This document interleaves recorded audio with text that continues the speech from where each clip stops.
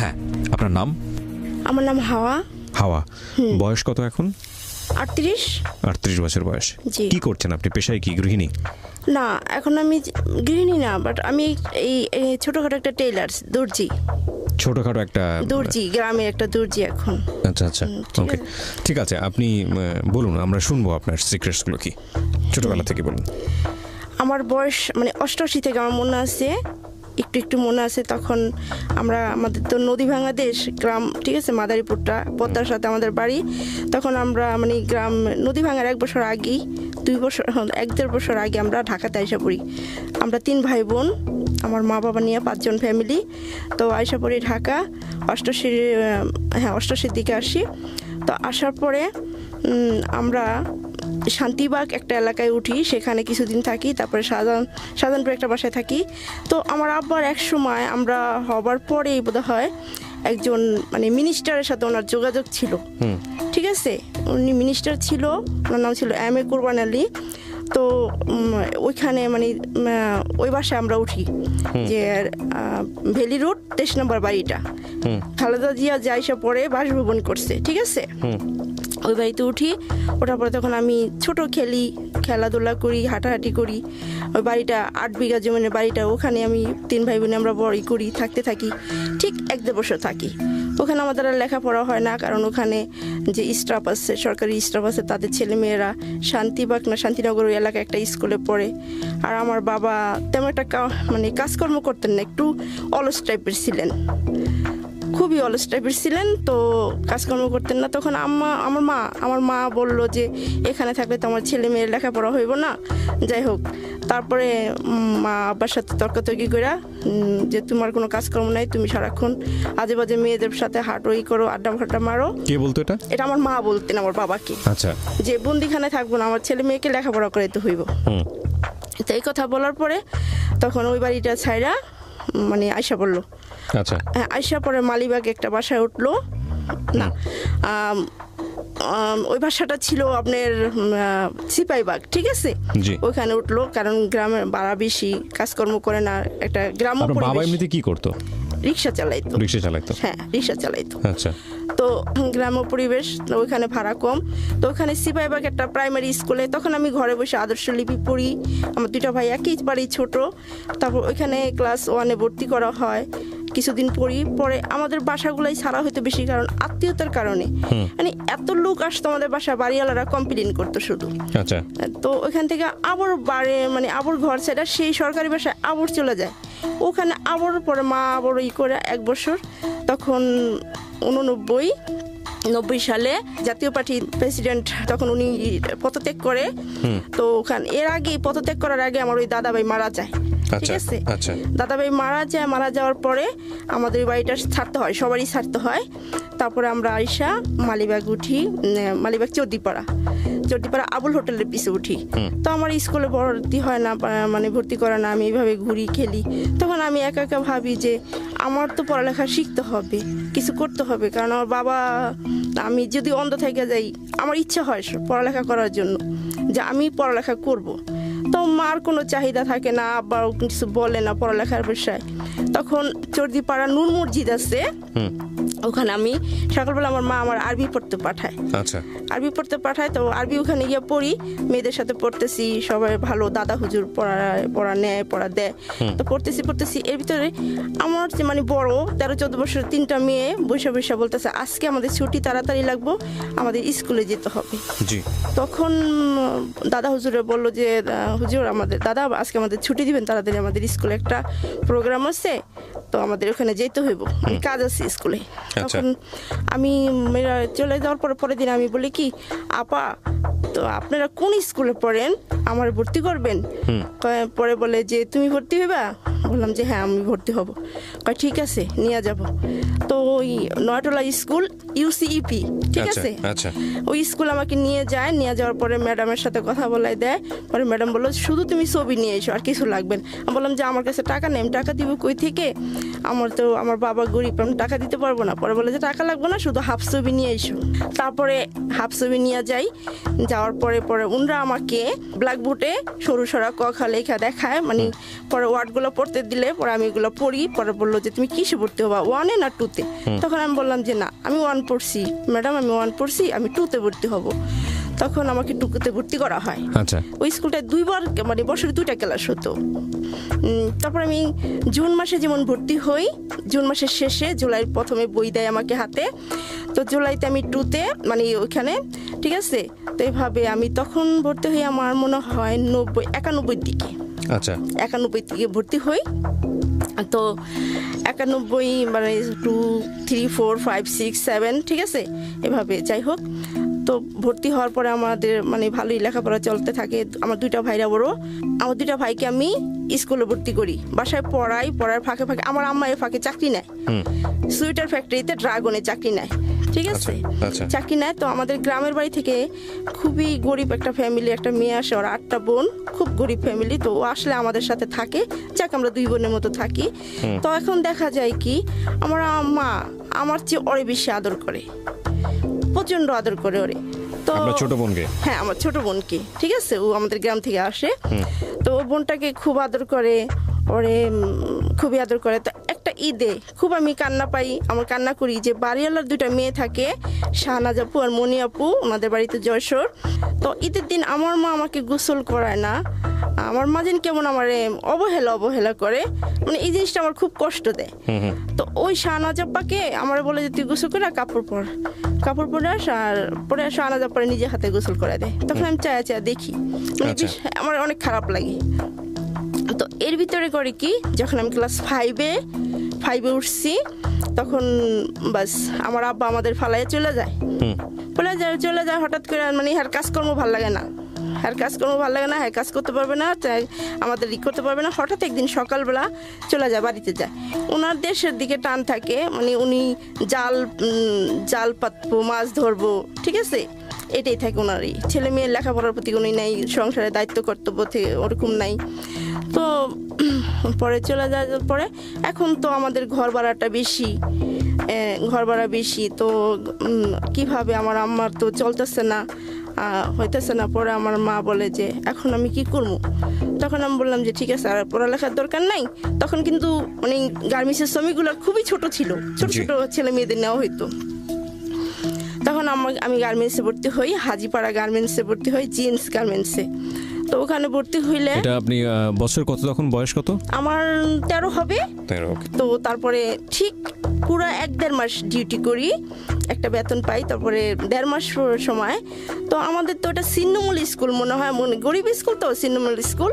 তো ম্যাডাম আমারে খুঁজতে মেয়েদের সাথে খুঁজতে আমাদের বাসায় গিয়ে ওঠে। নার্গিস আপা, উনি আমার ক্লাস নিতেন, বাংলা ম্যাডাম ছিলেন। তো খুঁজতে বাসায় গিয়ে ওঠেন। তারপর আমার আম্মারে ধরেন যে আমার ছাত্রী কোথায়, আমার এত সুন্দর ভালো ছাত্রীটা আপনারা কি করছেন, লেখাপড়া কেন বন্ধ করছেন? তখন আমার মা বলে যে ওর বাবা তো ফালাই থেকে গেছে, এখন তো সংসার চলতে কষ্ট হয়, ঘর ভাড়া নিয়ে অনেক সমস্যা হয়, তো এই জন্য ওর আমি করছি, গার্মেন্টসে দিয়ে দিছি। তখন বললো যে না, সামনে পরীক্ষা, ফাইনাল পরীক্ষা শেষ না পর্যন্ত কোথাও যেতে পারবো না, আপনি আমার ছাত্রী এনে দেন। তখন বললো যে কোথায় দিয়েছেন আমারে বলেন। তো একদিন হঠাৎ করে মানে তারপরে আমার ম্যাডাম ওনার হাজব্যান্ডে নিয়ে মোটরসাইকেল নিয়ে পরে এসে ঠিক 10টা বাজে আমার গার্মেন্টসে, মানে আমি যেখানে চাকরি করি সেখানে গিয়ে ওঠার পরে নিস্তাল আমাকে ডাকে, এমডি রুমে ওখানে ডাকে, গিয়া বলে যে এখানে হাওয়া নামে একটা মেয়ে আসছে আপনাদের এখানে, কিছুদিন ধরে কাজ করতেছে, ওই মেয়েটা আমার স্কুল থেকে আসছে, ওটা ডাকেন। তো আমার 4তলা থেকে, আমি ফিনিশিংয়ে কাজ করি, তো 4তলা থেকে আমার ডাকায়। তখন আমি তো ম্যাডামকে দেখে অবাক হয়ে গেছি যে আমার হয়তো বা মারবো। তখন আমাকে বলে তুমি এখানে কেন? তখন আমি বললাম যে ম্যাডাম আমার কি করব, আমার বাবা তো ঠিক এই করে না, এই জন্য আমার ভর্তি হয়েছে গার্মেন্টসে। তখন উনি মালিকের সাথে, এমডির সাথে কথা বলে যে এই মেয়েটা খুবই লেখাপড়ায় ভালো, ওরে ছাড়া যাবে না, আপনি এত বড় প্রতাপশালী লোক, এত টাকা পয়সা আপনাদের, আপনি একটু হেল্প করলে কিন্তু মেয়েটা ঠিক মতো লেখাপড়া করতে পারে। তখন বললো যে কি হেল্প করতে পারি?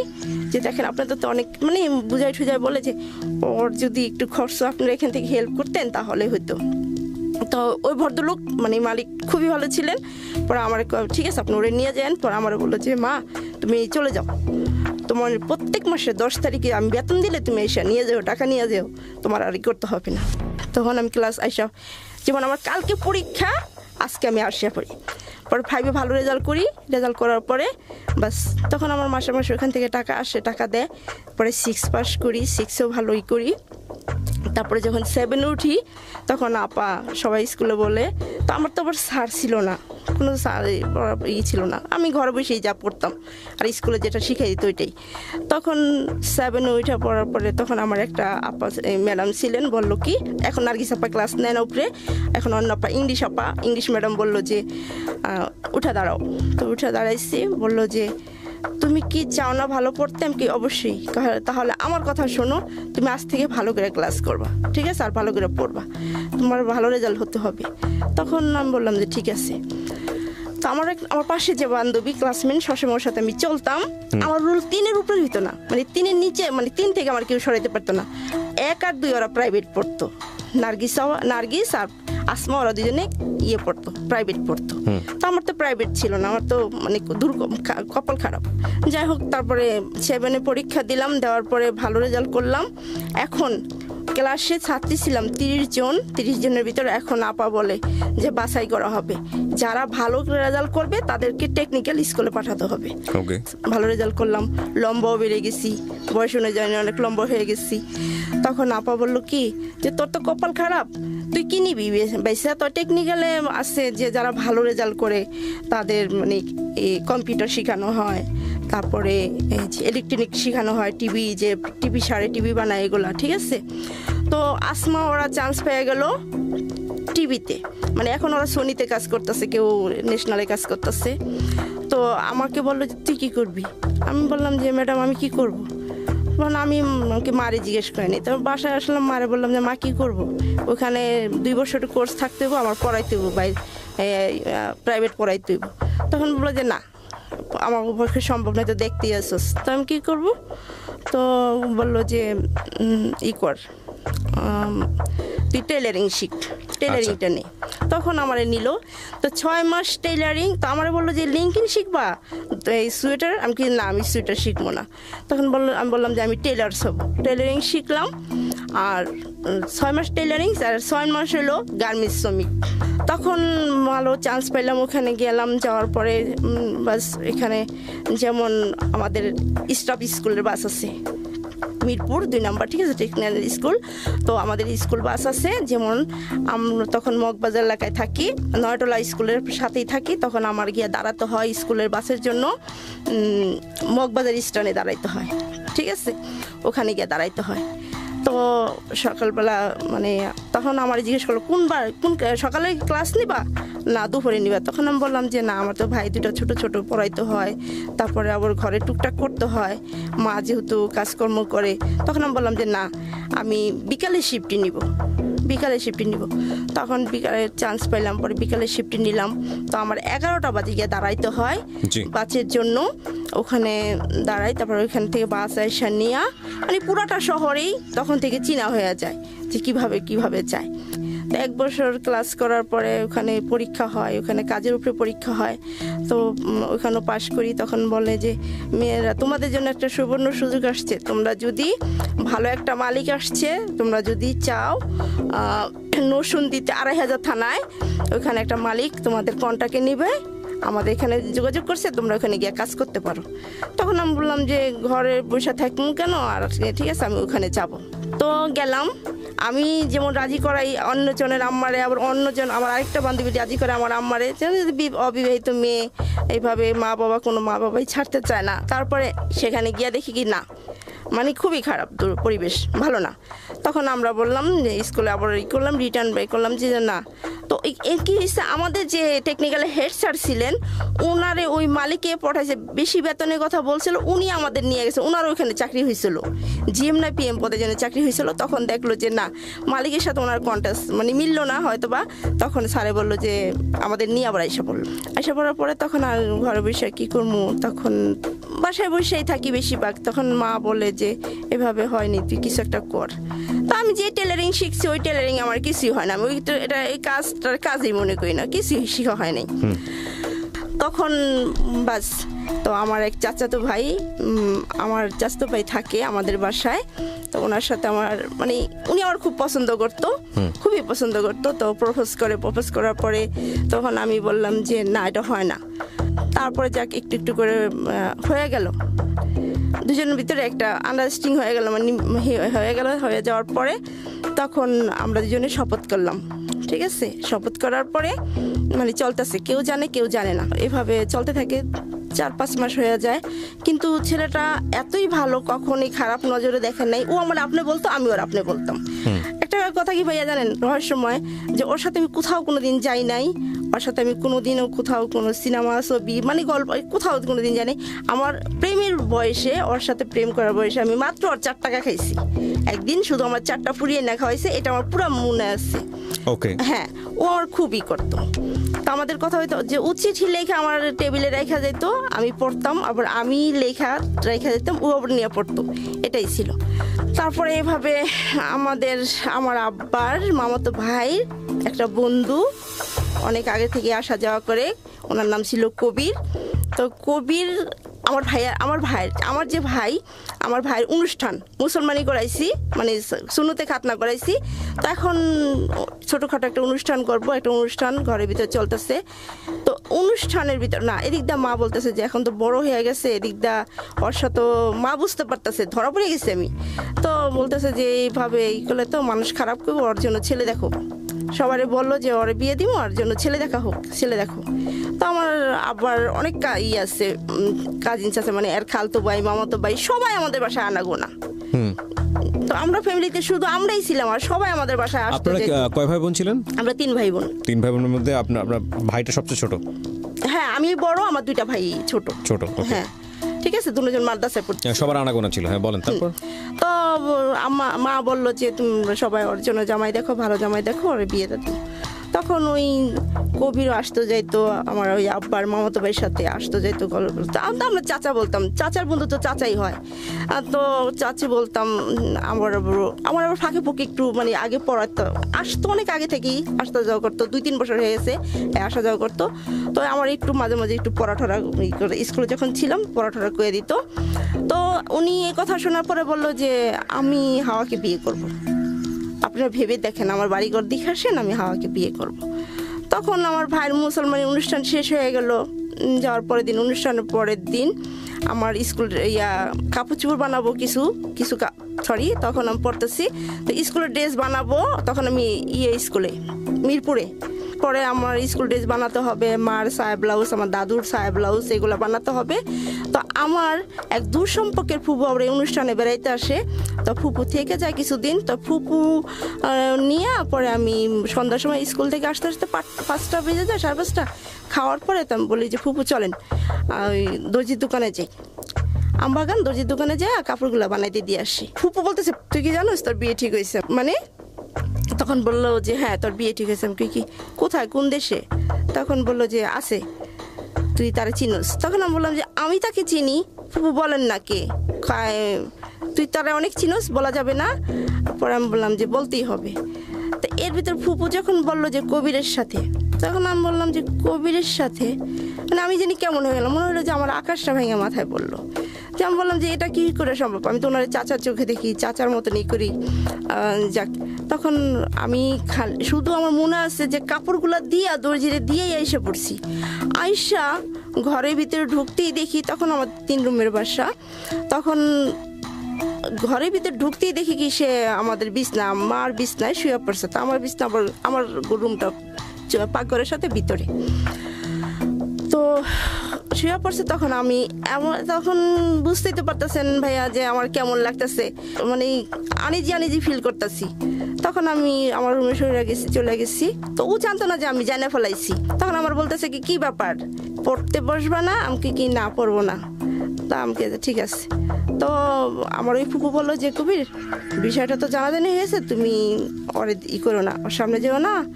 পরে বলার পরে কি ঠিক আছে, বললেন কেন তো তাড়াতাড়ি? যাই হোক, পরে এভাবে আমার পড়ার হয়ে যায়। তো ওর সাথে ও আমার খুব পছন্দ করে, খুবই পছন্দ করে। তো এর ভিতরে আমার আমি যে ছেলেটাকে ভালোবাসতাম সেই ছেলেটা শুই না বলে আমার তারিখ পড়ে যায়, বিয়ের তারিখ পড়ে যায়। ওই বাড়ি থেকে লোকজন এসে দেখা যায় বাড়িঘর, ওই আমাদের লোকজন আমার আব্বার মামাতো বাইরে ওইখানে গিয়ে দেখে আসছে, বাড়ি দেখে আসে। দেখে আসার পরে পছন্দ হয়, তখন আমাদের একটা মানে হয়ে যায়, ডেট পড়ে যায় যে বিয়েটা হয়ে যাবে, ডেট পড়ে যায়। তো এর ভিতরে আমার যেহেতু প্রেমটা ব্রেকআপ হয়ে যাইতেছে, তারপর মন্টু ভাই একদিন বলে যে এমন এখান থেকে চলে যায়। মন্টু ভাই এই ব্যাপারে দেখে শুনে পরে চলে যায়। ও যখন একদিন বাড়িতে যায়, যাওয়ার পরে আমার 6টা চিঠি জমা থাকে, 6টা চিঠি বলে কি ওর কাছে থাকে। তখন ও বলে কি যে আপনি এই 6টা চিঠি রাইখা দেন। তখন আমি বললাম যে কেন রাইখা দিব? আমি তো বাড়িতে যাইতেছি, কারণ আমার ছোটো বোনটা তো খুব ফাজিল। এই 6টা চিঠি যদি পায়, 6টা চিঠি যদি আপনার ওর হাতে কারো হাতে চিঠিগুলো পড়ে, তাহলে বাড়িতে তুলপার কাণ্ড ঘটে যাব, আপনি রেখে দেন। তখন আমি বললাম যে আপনি আমার চিঠিটা বহন করতে পারবেন না, লুকায় রাখতে পারবেন না, তাহলে আপনি আমার নিয়েই করবেন কিভাবে? আর আমার এই করবেন যদি আপনার ফ্যামিলির নামে নেয়, তাহলে আপনি আমারই নেবেন কিভাবে? এইভাবে কথাটা বলার পর ও করে কি চিঠিগুলো নিয়ে যায়। তো ঠিক ওর বোনের বাড়িতে যাওয়ার পরে, ভাই তো বড়, তো ওর বোনের পকেটে হাত দেওয়ার পরে চিঠিগুলো পায়। তো চিঠির অবশেষে ইতি আমার নাম লেখা থাকে, ইতি পরে আমার নামটা লেখা থাকে। তখন ওই চিঠিগুলো আমার চাচতো বোন, ওর যে বোন দেয়, ওর মার কাছে দেয় যে দেখো মা, তখন ও আবার 6-এ পড়ে, দেখো মা ভাইয়া না হাওয়া পার সাথে প্রেম করে। তো এই কথাগুলো জানাজানি হয়ে যায়, খুব জানাজানি হয়ে যায়। তখন ওর বাড়িতে অনেক বকাবাদ্য করে, ওরা নাকি দাও নিয়ে কাটতে উঠে যে এটা কীভাবে সম্ভব, ওদের কি আছে এই বিষয়ে করে খুব। তো আয়সা মন খারাপ করে আর আমার কি এইগুলো বলে না, বলে যে চিঠিগুলো বললাম রাখতে, রাখলেন না, এখন দেখেন কি আগুন লাগছে। তখন আমি কি ঠিক আছে, আগুন লাগছে যখন তো নিবানো যাবে, এই কথা বললে বাস শেষ।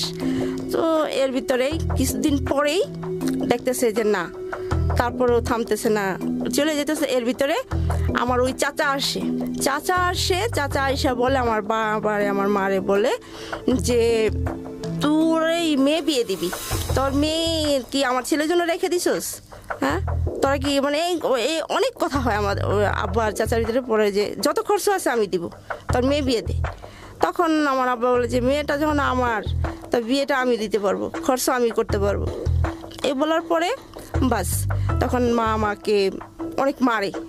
তারপরের দিনে দরজা লাগায় অনেক মারার পরে তখন সবাই বইলা দেয় যে ওর জন্য জামাই দেখরে বিয়ে দিব। এর ভিতরে যে বললাম যে কবির, ঠিক আছে, কবির নিজেই বলে যে হ্যাঁ আমি হাওড়ে বিয়ে করব। তখন আমাদের ডেট হয়ে যায়, বিয়ের ডেট পরে কি মাসটা যেন থাকে, 21 তারিখে বিয়ে হবে। তখন ওই আমার মন্টু ভাই এসে বলে যে তোমার সাথে আমার কিছু কথা আছে, ওইখান থেকে চলে যায়, আগারগা চলে যায়। তখন আমাকে কি হয়েছে, কি কথা কয়, কি কথা আছে? তো আমি বললাম যে ঠিক আছে বলেন। বলে যে আমি তো তোমার কোনোদিন ছেলেরা প্রেমে পড়ে অনেক কিছুই চায়, অনেক কিছু একটা মেয়ের কাছে চায়, আমি তো কোনোদিন কিছু চাইনি তোমার কাছে, তো আমি তোমার কাছে একটা জিনিসই চাইবো। আপনি যে এই মন্টুকে লাভ করতেন, এটা কি আপনার ফ্যামিলি জানতো? হ্যাঁ, ফ্যামিলি জানতো। ফ্যামিলির পক্ষ থেকে সায় ছিল? না না, ফ্যামিলি মানতো? এটা মানতো না? না, মানতো না। আচ্ছা ঠিক আছে, ওর ফ্যামিলি মানতো না, আমার ফ্যামিলি মানতো না। আচ্ছা, তো আমার ফ্যামিলি যেটুকু মানতো কিন্তু ওর ফ্যামিলি মানতো না। আচ্ছা, তো মন্টু চাচ্ছে আপনার কাছ থেকে? হ্যাঁ, মন্টু চাচ্ছে। তখন আমাকে বললো যে শুনছি প্রেমিক প্রেমিকা বা বাংলা সিনেমাতে দেখি অনেক কিছু আদায় করে, মানে অনেক অধিকার খাটায়, আমি একটা অধিকার খাটাবো, আপনি আমাকে দিবেন? তখন বললাম যে দেবার মতন হইলে বলেন, দিব। তখন বললো যে আপনি আর যার মনে তারে বিয়ে করেন, তাতে সমস্যা নেই, কিন্তু আপনি কবিরকে বিয়ে করবেন না। তখন আমি বললাম কেন, কি হয়েছে? তখন বললো যে আপনি তো জানেন না, মধুবাগ মাঠে বসে কবিরের সাথে আমার হাতাহাতি হয়ে গেছে। আমি কি কোন বিষয়? ও আমার টিটকারি দিয়া কথা বলে যে প্রেম করলে এখন আমি বিয়ে করব। ওকে, আমি বিয়ে করব, দেখছস কে জয় হইলো, মানে এই কথা বলছে। ওকে, বলার পরে বললো যে ঠিক আছে। ও আবার পরে মন্টু বলছে যে যদি আমি ভালোবেসে থাকি মেয়েটারে, তাহলে তুই কোনোদিনও পাবি না। মানে ওই ছেলেটাও আপনাকে, ওই ছেলেটার নাম কি ছিল? কবির। হ্যাঁ, তো আমি যদি ভালোবেসে থাকি, আমি সত্যিকারই ভালোবেসে থাকি, তাহলে তুই কোনোদিনই ওরে পাবি না। আমি যখন পাবো না তোরে পাইতে দিব না। তখন বলার পরে আমি বললাম কি হয়েছে, এই নিয়ে গ্যাঞ্জাম হয়েছে? হ্যাঁ, এই নিয়ে গ্যাঞ্জাম হয়েছে। আপনার কাছে আমি জীবনে কিচ্ছু কোনোদিন চাই নেই, আমরা ভাই বোনের মতো রয়েছি, মাঝে আপনার সাথে আমার খুব ভালো লাগছে, আপনার আমি ভালোবাসছি, বাট পাপ করি নেই, এখানে এক বিন্দু পাপ নাই, কোনোদিন আপনার আমি হাত ছুঁয়েও দেখি নেই। যে হাতটা কি নরম না শক্ত। আমি কি ঠিক আছে বলেন, শুধু আপনি কবিরকে বিয়ে করবেন না, আর যা ইচ্ছা তাই করেন। এটা আপনাকে কে বললো? এটা বলে মন্টু। আপনি করে কেন বলতেছেন? আপনার সঙ্গে তো সম্পর্ক হয়ে গেছে। সম্পর্ক হয়ে গেছে না, আমরা সবসময় দুজন আপনাকে এটা বলতাম। সম্পর্ক হওয়ার পরেও? হ্যাঁ, কথা বলো ওকে। পরেও। তখন তারপরে আমাকে ঠিক আছে, তখন বলো যে এই কথাটা অন্তত রাখেন আপনি আমার, দয়া করে। তখন আমি বললাম যে ঠিকই তো, ছেলেটা আমি পাইলাম না, আমার ও পাইল না, একটা কষ্ট সারাটা জীবন এটা নিয়ে বহন করবো।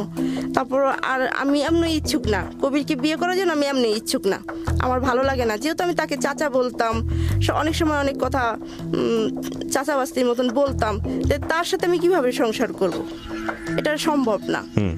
তখন বাস আমি কবিরকে আমি রাজি না, বিয়ে একদম তারিখ আমি রাজি না, আমি বিয়ে করবই না, আমি এখানে বিয়েতে রাজি না। আমার দাদু যেহেতু আছে, আমার দাদুর বারবার তার সাথে মানে তার পাশ দিয়ে ঘুরি আর বলি আমি যাব না, আমি এই বিয়েতে রাজি না, আমি বিয়ে করবো না।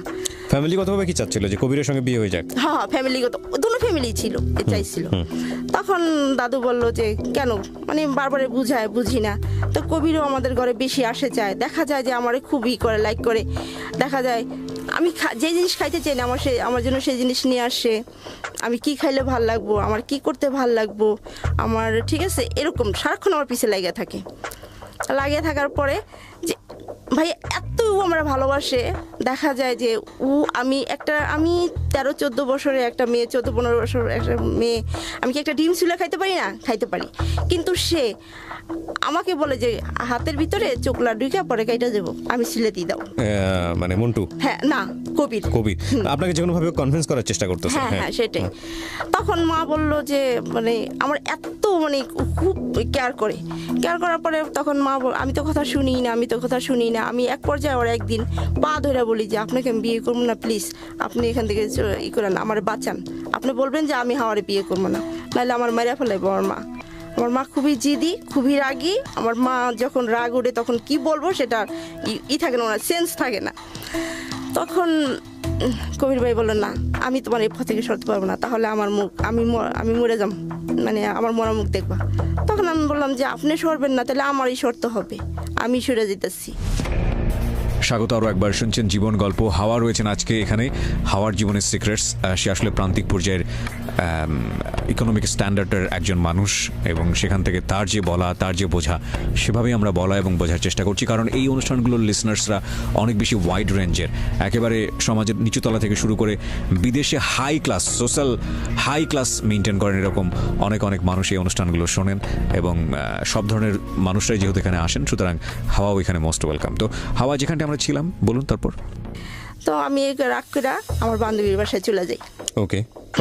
বান্ধবীর বাসায় চলে যাই, তখন 2 দিন থাকি ওখানে। 2 দিন থাকার পরে আব্বা গিয়ে আবার নিয়ে আসার পরে মা কয় কেন যাবি না? যাব না, আমি এই বিয়েতে রাজি না।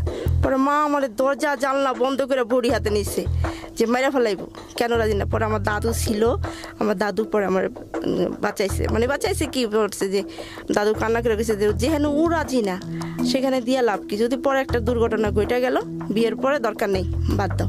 তখন আমি মারে বলছি যে মা, আমাকে যেখানে মনে সেখানে বিয়ে দাও, যার কাছে মনে তার বিয়ে দাও, আমার তাতে কোনো আপত্তি নাই, কিন্তু আমি তাকে বিয়ে করবো না, আমি কবিরকে বিয়ে করবো না। তো মা বারবার একটা প্রশ্ন করে, করবি না কেন, সমস্যা আমার বলবি তো। আমি ওই কথা আর ভাঙি না, যে মন্টু ভাইয়ের সাথে ওয়াদা করছি যে আমি কবিরকে বিয়ে করবো না। তখন পরে যাক, এটা ভেঙে গেল, আর হইল না বিয়েটা, বাস। তারপর আমরা বাসা চেঞ্জ করি, নয়তলা থেকে আবারও ডাক্তারগুলিতে আসি, মালিবাগ ডাক্তারগুলি, ওইখানে ওই বাসায় আসার পরে তখন আমার সোয়েটার ফ্যাক্টরিতে চাকরি করে না, আব্বা থাকে, আব্বা কাজকর্ম করে, আর মা ছোটোখাটো কাজ করে।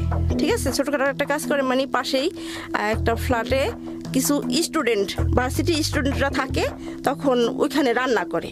তো মালিবাগ আসলাম, ওখানে এসে করলাম, বাসা নিল, ওখানে বসেই বাস। তো পাশাপাশি মা যে বাসায় এই রান্না করার কাজটা করে, তারপরে একটা বাসা থাকে, একটা সাপড়ার একটা বাসা থাকে, ওইখানে একটা ফ্যামিলি থাকে, আমাদের দেশেরই একটা ফ্যামিলি থাকে। সেই ফ্যামিলিতে যার সাথে আমার বিয়ে হয়, এই যে শুরু। তখন একদিন সন্ধ্যাবেলা আমার আব্বা হঠাৎ করে কি নিয়ে দিন একটা রামপুর একটা গ্যাঞ্জাম করে বাড্ডা থানা, তখন বাড্ডা থানায় হয় মামলা হয়। মামলা হওয়ার পরে সন্দেহ একটা কেসে আমার বাবা পড়ে যায়। সন্দেহ কেসে পড়ে যাওয়ার পরে এখানে আব্বারে নিয়ে যায়, মানে থাকার পরে জেলখানায় ছিল 8 দিন।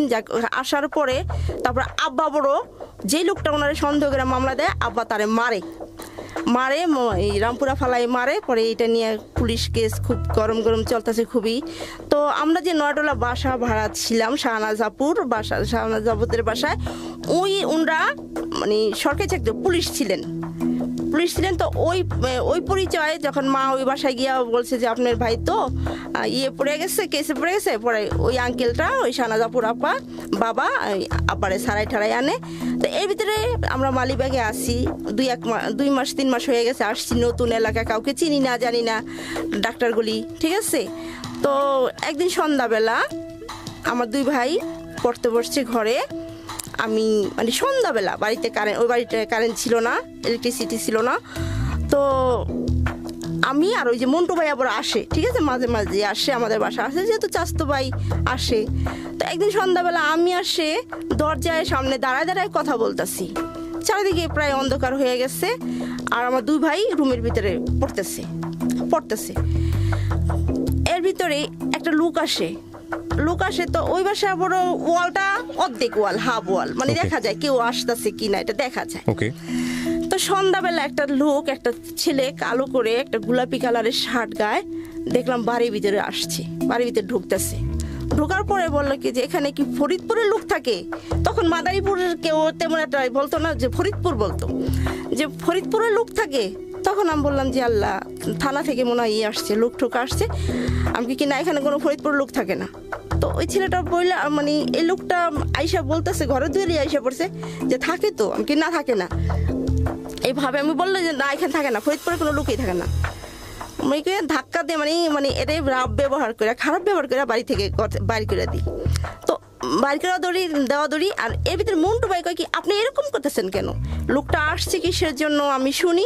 আমি কি না, এরা থানা থেকে আসছে। আমি এত ভয় পাই আরে দেখা, আমি কি না, থানা থেকে আসছে, আপনি করেন না, আমি বাইর করে দেন। তারপরে এইভাবে এর সাথে খারাপ ব্যবহার করার পরে বের হয়ে যায়।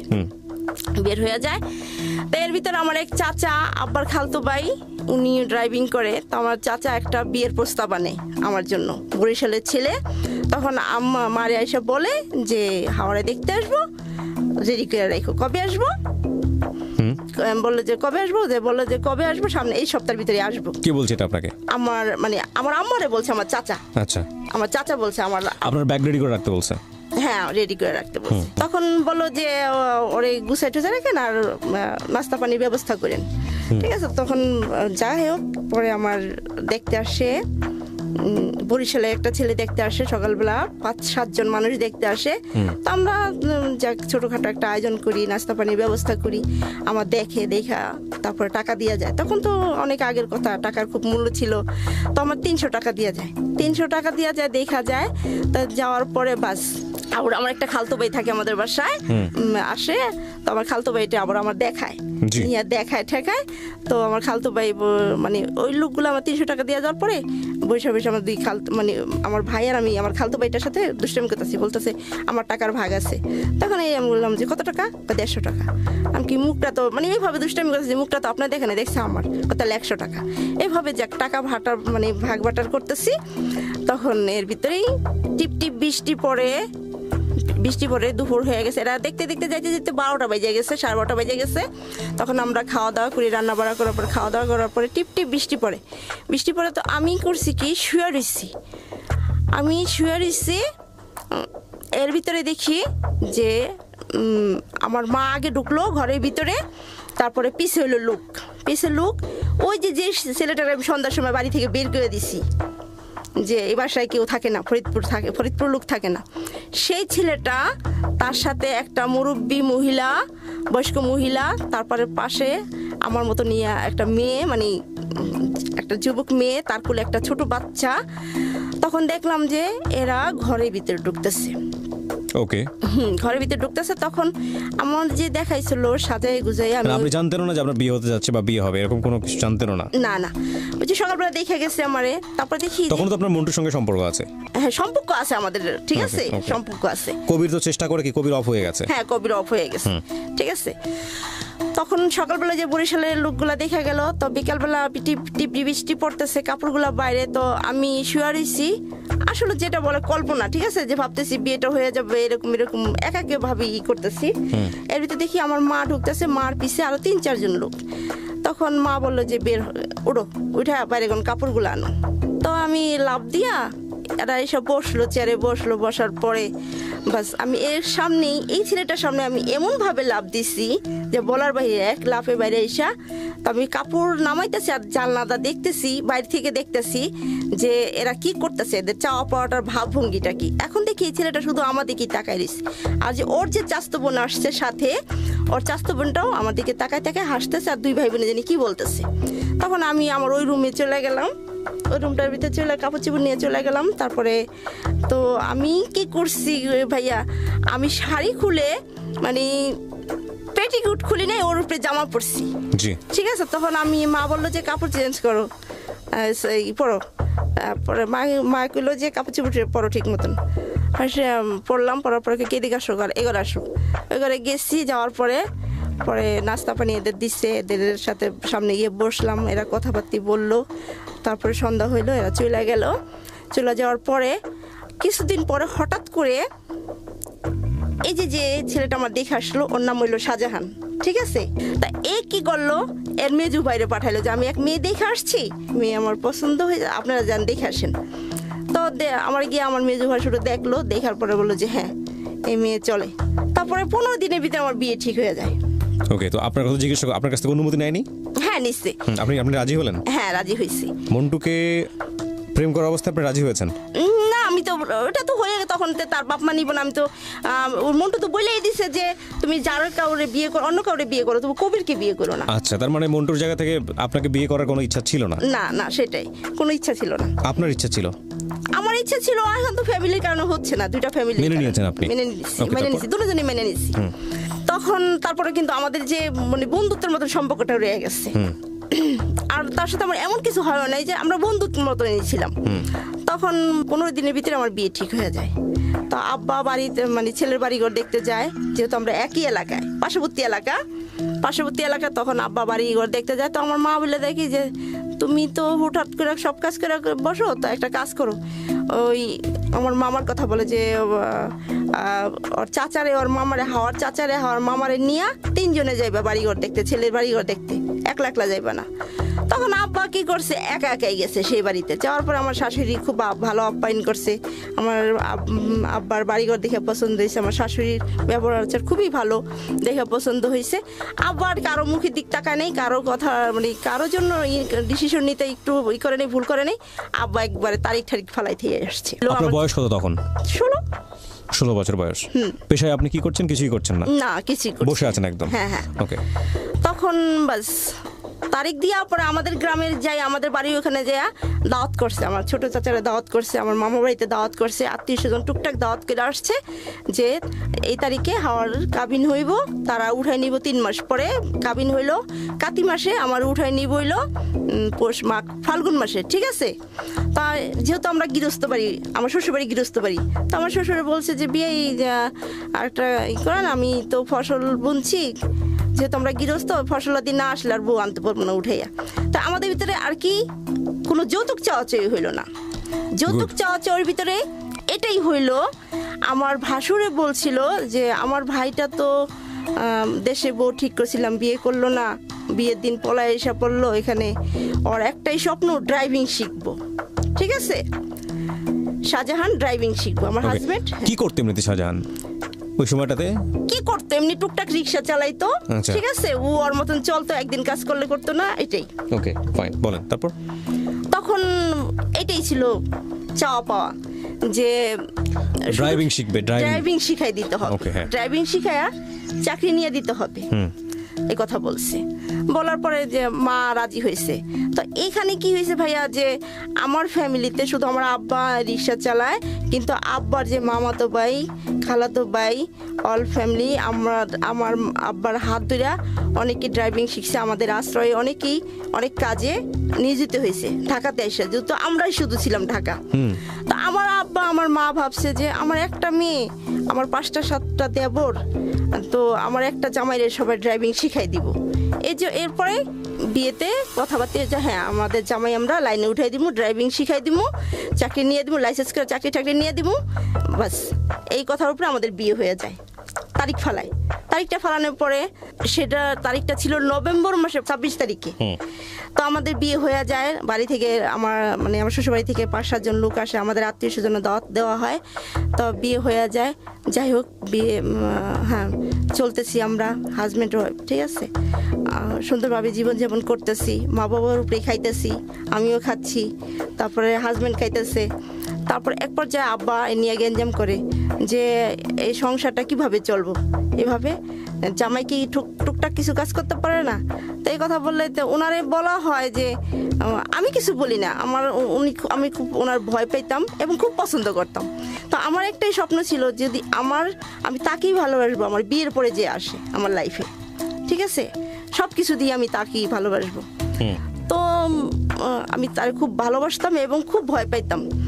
আর আমি কখনই তার কাছে কোনো অধিকার খাটাইতাম না যে আমার এটা লাগবো, সেটা লাগবো, এটা লাগবো, সেটা লাগবো। আমার ওই ধরনের কোনো অধিকার ছিল না, ছিল না, চাওয়া পাওয়া ছিল না। তখন 2-3 মাস হয়ে যায়। তখন আমি বলি, মা বলে যে তোর জামাইরে তুই বলতে পারস না কাজকর্ম করতে। তখন আমি একদিন বলি যে আপনি কাজকর্ম করতে পারেন না, বৈশা বৈশা খান, আর ওই যে ওই বাসায় গিয়া ওই যে চাচা চাচি আসছিল, ওই যে পাশেই বাসা, সেখানে গিয়া যে আড্ডা মারেন, এটা কি ঠিক? আমার কিছু লাগে না। তখন বলো যে না, এটা তো এই কথা তো ছিল না বিয়ের সময়, তোমরা আমার ড্রাইভিং শিখাই দিবা, চাকরি বাকরি নিমু, তারপরে তোমার কি লাগে না লাগে সেটা আমি পরে দেখবো, কিন্তু এখন আমি পারবো না, কিচ্ছু করতে পারবো না। তো এক পর্যায়ে কথার পরে মা কয় কি না, আমাকে পরে করে জামাই যখন কাজকর্ম করে না, তো একটা গ্যাঞ্জাম সৃষ্টি হয় ঘরের ভিতরে। উনি আমার চাকরি দেন, আমার কাজ শিখাই দেন। তো মা কি করছে যে আমার এক চাচারে বলে যে ড্রাইভিং শিখে গাড়ি দিও, ওরে আরেকজনের বলে গাড়ি দিও। তখন আমার এক চাচা আব্বার মামাতো ভাই, নাম হইলো মোহাম্মদ। তখন মোহাম্মদ কাকার কাছে গাড়ি চালানো শিখতে দেয়। মোহাম্মদ কাকা বলে যে জামাই এইভাবে তো হয় না, তুমি তোমার শাশুড়ির বলবা যে একজন ধইরা দিতে, আচ্ছা একজনকে ধইরা দিতে বলবা, একজনের মাধ্যমে ড্রাইভিং শিখবা। তো এইভাবে বাস ওনার মন খারাপ হয়ে যায়। মা আব্বাও খুব ঘরের ভিতরে ওনারে দেখতে পারে না। তারপরে এক পর্যায়ে জামাই শাশুড়ির ভিতরে যুদ্ধ লাগে। এখানে আমার কোনোই নেই, জামাই শাশুড়ির ভিতরে যুদ্ধ লাগার পরে তখন আমি 3 মাস হয়ে গেছে। তখন আমি সকালবেলায় দেখতেছি যে আমার জামাইরে খুব করা হইতেছে। কি করা হচ্ছে? মানে বকাবাদ্য করা হয়েছে। উনি বলতেছে যে আমি করবো না, আমি এই কথা মাইনে নিব না, আমার এটা সম্ভব না, আপনি আমার চাকরি দেওয়ার কথা, চাকরি দিয়ে দিবেন, তারপরে আমি যা করার করবো। তখন আমার মার আগের মাথায়, আমার মার খুব জিদ। তখন আমার মা বললো যে তোর রাস্তা থেকে টুকে আনছি, তোর রাস্তায় নামাই দিলাম। তো উনি আবার মনে হয় রেডি হইতেছিল, কাপড় চোপড় পরে রেডি হইতে বাইরে যেতেছিল। তখন ওনার কাঁধে কোন শার্টটা নিয়ে বাইরে যেতেছিল, কাঁধের উপরে শার্ট। তখন আমার মা এই কাপড়গুলো আমাদের বাড়ি থেকে দেওয়া হয়েছিল। কাপড়গুলো রেখে দেওয়া হয়? হ্যাঁ, কাপড়গুলো রেখে দেওয়া হয়, বাইরে করে দেওয়া হয়। আপনি তখন কিছুই বলেন না? আমি কিচ্ছু বলি না। কেন বলেননি? না, আমি কিচ্ছু বলি না, আমি শুধু দেখতেছি যে করতেছে কি। আর তারপর আমি আমার মায়ের খুব ভয় পাই, আজও ভয় পাই, এখনো ভয় পাই। ঠিক আছে, আমি কিচ্ছু বলি না, আমি শুধু কান্দি, মানে আমার একটাই কাজ করা, আমার কান্দা। ঠিক আছে। তো আমার জামাই বের হয়ে যায়, যাওয়ার পরে 2 দিন হয়ে যায়, বিগত 2-3 দিন হয়ে যায়, আমার আশেপাশে এসে দেখে। তো আমি বলি যে আমার নিয়ে চলেন। তোমার নিয়ে আমি কোথায় যাব? তোমার বাবা মা আমার কথা রাখে নাই, তোমার কথা রাখে নাই, বাস বিয়ের সময় যা কথা ছিল রাখে নাই, তুমি তোমার মতন থাকো, আমি আমার মতন থাকি। এই প্রক্রিয়া ঠিক 10-12 দিন হয়ে গেছে, উনি আমার সাথে দেখা করে না, আমি ওনার দেখি না, পাই না। তো এর ভিতরে আমি করছি কি, আমার মাথায় একটা বুদ্ধি আসলো যে যা ইচ্ছে তাই করুক, আমি আমার শ্বশুর বাড়িতে চলে যাব, যা ইচ্ছে তাই করুক। আমি ঘর থেকে 500 টাকা চুরি করে সকালবেলা হরতাল, সারা বাংলাদেশে হরতাল ছিল, হরতাল চলতেছিল। সকালবেলায় আমি 500 টাকা চুরি করে কাপড় চোপড় গুছাইয়া আমি হাঁটতে সেই জায়গা বুড়িগঙ্গার ব্রিজ পার হই। সেখানে এক হোটেলে গিয়া নাস্তা খাইয়া 10টা-11টা বেজে যায়, তারপর আমি বাড়িতে চলে যাই। তখন আমার এত খারাপ লাগতেছিল, আমি নৌকায় উঠা খুব কাঁদতেছিলাম যে আমার যে এটা কি হইলো, কি এমন হইলো, এটা কেমন ধরনের কাজকর্ম হইলো। তখন এইভাবে আমি পরে বাড়িতে যাই আমার বরফুপুর বাড়িতে বেড়াইতে উঠি, বেড়াইটারে ওদিকে বেড়াই এদিকে বেড়াই, আমি কি না এবার আমি আমার শ্বশুর বাড়িতে যাব। তো একদিন সকালবেলা আমার মাথায় ভূত চাপে যে আমি আমার শ্বশুর বাড়িতে যাবো। ওকে, হ্যাঁ, তো সকালে যখন 8টা-9টা বাজে, শীতের দিন, তো আমার শ্বশুর বাড়ি আমি তো চিনি না, তো জানি যে আমার শ্বশুরের নাম জানি, গ্রামটার নাম জানি। লোকজনের কাছে জিজ্ঞেস করে পরে ওই বাড়ির পিছনে গিয়া ঘাটায় গিয়ে একটা ঘরের পিছে, আমার ভাসুরের ঘরের পিছে গিয়ে আমি দাঁড়াই থাকি আর বারবার উকি মেরে দেখি যে আমাকে কেউ দেখে কিনা। তখন আমার দেবর যে আমার বিয়েতে আসছিল পিচ্ছি, আমার দেবরটা আমার দেখে ফেলায়। তখন দেখে ফেলায় আমার নন্দেরে বলে কি যে আপু ভাবি আসছে। কয় কি কোন ভাবি? কয় সেজু ভাবি, ওই যে সাজা ভাবি ঘরের পিছে দাঁড়াই রয়েছে। কি করছি? হ্যাঁ। পরে আমার নন্দে আমার দেওয়ারে দেওয়া দেয় ঠিকই আমি দাঁড়াই রয়েছি। তখন বলে আপনি এখানে কেন? আমি কি বেড়াইতে আসছি। আরেকটা বিরতি নিব প্রিয় শ্রোতা, ছোট্ট একটা বিরতির পর আমি আবারও ফিরে আসবো হাওয়া আপনার কাছে। আর এই অনুষ্ঠানে যারা অংশগ্রহণ করতে চান প্লিজ আমাদেরকে ফোন করবেন। আমাদের ফোন নাম্বারটি হচ্ছে 09611904 আমি আবারও বলছি 09611904 ফিরছি ঠিক রাত 12টায়। এই ফাঁকে প্রিয় শ্রোতা আপনাদের সবাইকে জানিয়ে রাখছি ইতিমধ্যেই শুরু হয়েছে রেডিও আম্বার 102.4 FM আমার একটি নতুন শো, যে অনুষ্ঠানটির কথা হয়তো অনেকেই জানেন, মাইক্রোফোন টেস্টিং 1024, যেখানে বাংলাদেশের ছড়িয়ে ছিটিয়ে থাকা অসম্ভব প্রতিভাবান শিল্পী যারা আছেন, যারা কোথাও কোনো ফ্লোর পান না কিন্তু খুব ভালো গান, তাদের সুযোগ ঘটছে একটা অনুষ্ঠানে একটা এপিসোডে নিজেকে প্রকাশ করবার। আপনি যদি খুব ভালো গান করেন এবং আপনি যদি মনে করেন এই অনুষ্ঠানটিতে আপনি অংশগ্রহণ করবেন, তাহলে এই নাম্বারটিতে ফোন দিতে হবে এবং নাম্বারটিতে ফোন দিয়ে ফোন থেকে আপনি যে নির্দেশনা পাবেন সেই অনুসারে আপনি কাজটি করবেন। ফোন নাম্বারটি হচ্ছে 09611001024। আমি বাংলায় বলছি এবং ধীরে ধীরে বলছি 09611001024। এই নাম্বারটিতে ফোন দিয়ে আপনি নির্দেশনা অনুসারে আপনি কাজটি করবেন। আর এমনও হতে পারে এই অনুষ্ঠানের মধ্য দিয়ে সারা বাংলাদেশ আপনাকে অন্যভাবে চিনবে। সো অপেক্ষা করছি আপনার কলের। Secrets. Something beyond entertainment.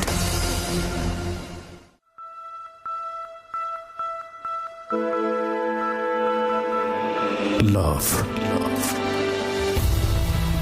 Hate. Challenge.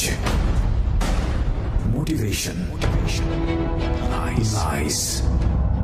Truth. Impossible. Virtue. Morality. Something beyond entertainment. Welcome to my stage of reality. Stay tuned. Sunday and Wednesday with me RJ Kibriya, only on Dhaka FM 90.4.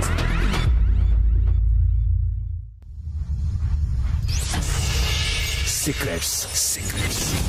Something beyond entertainment. সময় রাত 12টা। প্রিয় শ্রোতা শুনছেন secrets Dhaka FM 90.4-এ। আমি আরজি কিবরিয়া আপনাদের সঙ্গে রয়েছি। আজকে 29তম পর্ব প্রচারিত হচ্ছে সিক্রেটসের এবং এই অনুষ্ঠানে আজকে যিনি আছেন তিনি হাওয়া।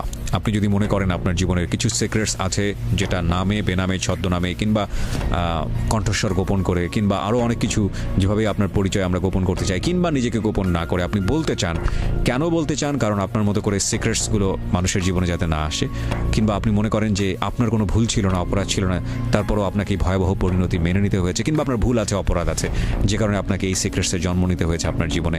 এবং মানুষ হিসেবে আপনি মনে করেন আপনার এই কথাগুলো অন্য কেউ বললে হয়তো সে আপনার জায়গাটি থেকে সচেতন হবে। ইউ আর মোস্ট ওয়েলকাম দেন। আমাদের এই অনুষ্ঠানে আসার জন্য ফোন করতে হবে আমাদের এই নাম্বারে 09611904904। আমি আবারও বলছি 09611904904। ওকে। পরে আমার ঘরে নিয়ে শাড়ি পরায়, 3 পিস পরা থাকি আমি, আমার শাড়ি শুড়ি পরায়, লোকজন সবাই আসে যে বউ আসছে, বউ দেখতে আসে। তারপরে আমার শ্বশুর তারপর আমার দেখা তাড়াতাড়ি বাজারে চলে যায়, বাজার টাজার করে করে। তো আমার মেয়ে বসে আমার দেখে জিজ্ঞেস করে কি হয়েছে তোমার, তুমি একলা একলা আসলাম কি, আপনার ভাই কম, আপনার ভাইয়া এসে পড়ছে রাগ করে, আমি এসে পড়ছি। পরে কয় কি ঠিক আছে থাকো। তো আমার মেজো বছরে আমার এতই ভালো আদর করতো বলার বাহিরে, তখন আমার মেজো বছর আর কোনো দিকে তাকাইলো না, শার্টটা নিয়ে বের হয়ে গেল। শার্টটা নিয়ে বের হয়ে গেল, ঢাকা চলে গেল, ঢাকা এসে পড়লো। ঢাকা এসে পরে ভাইরে খুঁজে মুজে আমি বাড়িতে রয়ে গেলাম। ভাইরে খুঁজে মুজে গিয়া বাইর কইরা আমবাগান থেকে বাইর কইরা বিছড়ায় বাইর কইরা ফিরে আবার আমাদের বাসায় উঠায়। পরে আম্মা আব্বার কাছে মাপ চাওয়ায় যে তুই বেদবি করছিস, বকাবাদ্য করছিস, আর মা ওই আপনি এরকম কাজ করা ঠিক হয় নাই কে। দুজন ফ্যামিলি মিলাই দেয় বউ জামাই শাশুড়ি আবার মিলাই দেয়। মিলাই দেওয়ার পরে তারপরে 12 দিন হয়ে গেছে আমি ওই বাড়িতে গেছি। তখন বলে যে মা আমি হাওয়ার আনতে যাই, আম্মা আমি হাওয়ার আনতে যাই। তখন আমার ছোট ভাইটার আমার সাথে আমার জামাইয়ের সাথে পাঠায়। ওকে, যেমন কালকে রোজা, আজকে বিকালে আসে, সন্ধ্যার সময় আসে, আসার পরে পরে একদিন থাকে, তারপর আমার ঢাকা নিয়ে যায়। আবারও কিছুদিন ভালো চলতে থাকি, ঠিক আছে, চলতে থাকি। তারপর আবার সেই গ্যাঞ্জাম শুরু হয়, কাজ করে না, কর্ম করে না। ওর কথা হলো যে আমার ড্রাইভিং শিখাই দিতে হইব, তারপর আমি যা করার করবো। যাক, এ করার পরে গ্যাঞ্জাম লাগার পরে এবার একবারেই বাইরে হয়ে যায়, একবারই বাইরে হয়ে যায়। তার বাইরে হয়ে যাওয়ার পরে আমার মা করে কি যা এলাকা ছেড়ে দেয়, এলাকা ছেড়ে দিয়া আসে হইলো এই গুলশান এলাকায়। মানে আপনার মা মা বা আমাদের ফ্যামিলিটা, ঠিক আছে, আমার নিয়ে আইসা পড়ে এই গুলশান এলাকায়। ওই যে আমার আব্বা যে মিনিস্টারের বাসায় ছিলেন, ঠিক আছে, তার মেয়ের বাড়ি আছে এখানে 35 নম্বর রোডে আজাদ মসজিদের পিছে। তো এই বাড়িটা এসে উঠে, এই বাড়িটা এসে ওঠার পরে এখানে থাকে। তখন আমি কি করব, আমার তো সময় কাটে না। পরে আমি চাকরি নেই গার্মেন্টসে। মা কয় এভাবে তো হয় না। পরে আমিও দেখি যে না, এভাবে বন্দিখানে আমার থাকলেও ভালো লাগবো না, আমার যেহেতু আমার হাজবেন্ড আসে যায় না, ঠিক আছে।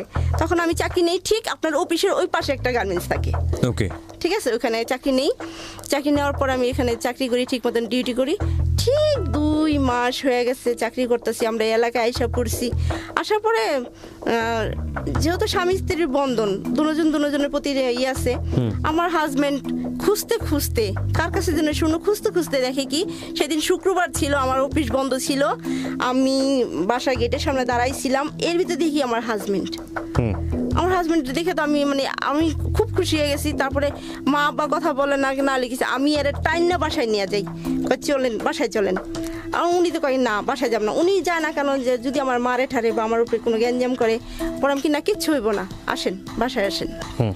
তো বাসায় আসে, বাসায় আসার পরে একদিন থাকার পরে সেদিন থাকা হয়, আসার পরে থাকে। পরে তারপরের দিন আমারে বলে যে কি খাবা তুমি? তখন আমি বলি যে কি দিন খাইতে বললাম যে কাঁঠাল এনেন। তো আমার জন্য তেল, সাবান, সুনু টুনু, কসমেটিক্স এগুলো নিয়ে আসার পরের দিন একটা বিশাল একটা বড় কাঁঠাল আনা পরে একটা ইলিশ মাছ আনে, বাজার করে যাই হোক থাকতেছে, এখানে এসে থাকে। কিন্তু আম্মা পছন্দ করে না, মা আমার জামাইরা আর পছন্দ করে না, দেখতে পারে না, ঠিক আছে। এই করার পরে তারপরে কয় কি না, তোর জামাই থাকতে পারবো না এখানে, তোর জামাই এখানে থাকতে পারবো না। তা উনি আবার চলে যায়। যাওয়ার পরে আমরা আবার 35 নম্বর থেকে চলে যাই। এখানে আবার বাড়ির কাজ ধরছে, বিল্ডিং এর কাজ ধরছে, যাইতে হবে। গেলাম কই শাহাদাতপুর এলাকায়, এখানে গিয়ে বাসা ভাড়া দিল। আমি চাকরি করতেছি। আপনি বাড়ি থেকে বের হয়ে গেলেন জামাইয়ের সাথে? না, আমি মা বাবার কাছেই আছি, ঠিক আছে, কারণ এরা তো আমার এই তো নিব না, যতদিন ড্রাইভিং না শেখানো হবে।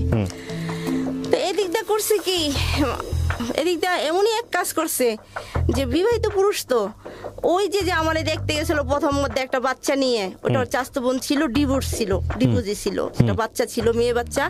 তো ওর সাথে ওর রিলেশন হয়ে যায় এই ঝামেলার কারণে। হ্যাঁ, এই ঝামেলার কারণে রিলেশন হয়ে যায়।